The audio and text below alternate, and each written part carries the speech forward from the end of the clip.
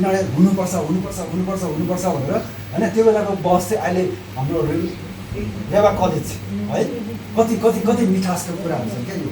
अनि यो कुरामा जाँदै गर्दा चाहिँ जक्खासको अब म कथामा जान्छु है, कति भन्दा कति टाइमले यो बदमासले अनि तर जक्खासको त्यो कथालाई हामी हेर्दै जाँदाखेरि चाहिँ अलिकति हामी पछाडि फर्किनु पर्ने रहेछ क्या। त्यही वञ्चित भन्ने थियो नि हाम्रो पूर्वको ताप्लेजुङको होइन। अनि उसँग झन्डै निम्न जम्न जाँदो रहेछ क्या यो चाहिँ। मैले अहिले मैले यो जुन यो पासमा मात्रै मैले थाहा पाएँ ए जक्खास तल ओह्राएर आऊ, किनभने आज चाहिँ म तिम्रो घरमा बास बस्नु परेको छ भन्दा त आमामा है यति फास्टको तल झरेर है होइन यसको सामुमा ऊ खडा भयो क्या। अनि खडा हुँदाखेरि चाहिँ अनि त्यसपछि चाहिँ अब जक्खासको कथा सुरु हुन्छ। तिम्रो दाइ चाहिँ जसले उसलाई मन पराउँछ उसले चाहिँ मलाई कहिले पनि छोड्दैन है।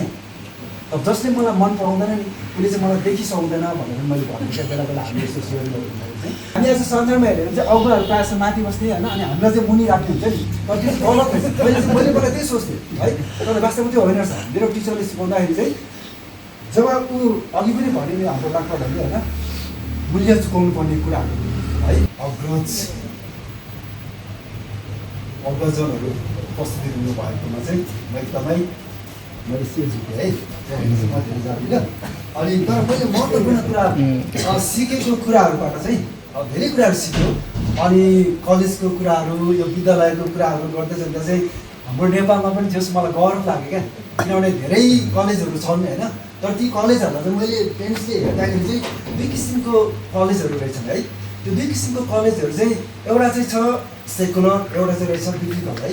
अनि त्यो भित्रमा जाँदै गर्दाखेरि चाहिँ अनि जस हाम्रो एउटा हिमालीको पनि रेवा कलेज भनेपछिदेखिको चाहिँ एकदमै म चाहिँ प्राउड भएँ क्या। किनभने चाहिँ एउटा यो सर्टिफिकेट सायद मैले पाएँ भने मेरो जीवनमा मसँग 25वटा सर्टिफिकेट हुन्छ।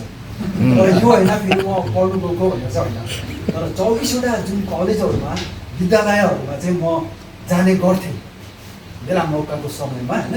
त्यो किसिममा मैले पाएको आशिषहरू शब्दहरू भन्दाखेरि हाम्रो रेवा हिमालय कलेज चाहिँ एकदम महत्त्वपूर्ण कुरा छ।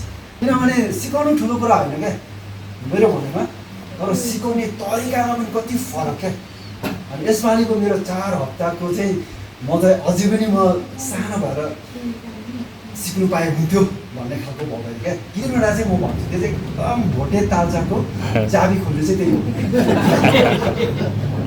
त्यो प्याच हामी जति केलाई जति त्यो फोल्ड गर्दै गयो त्यति त्यो बाइबलको चाहिँ मिठासहरू आउने कुराहरू एउटा क्लिक त्यो गरेँ।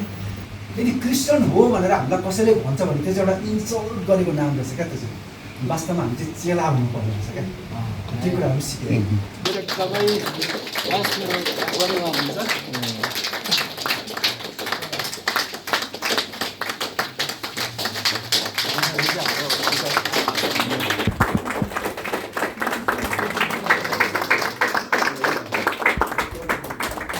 तिमीहरूलाई आशिष दिउँ र तिमीहरूलाई रक्षा गरौँ।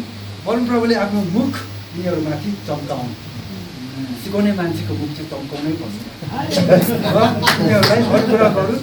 परमप्रभुले आफ्नो चेहरा तिमीहरूमाथि प्रकाश गरौँ र तिमीहरूलाई आशिष शान्ति दिउँ भनेर चाहिँ गन्ती 6:24-26 पदमा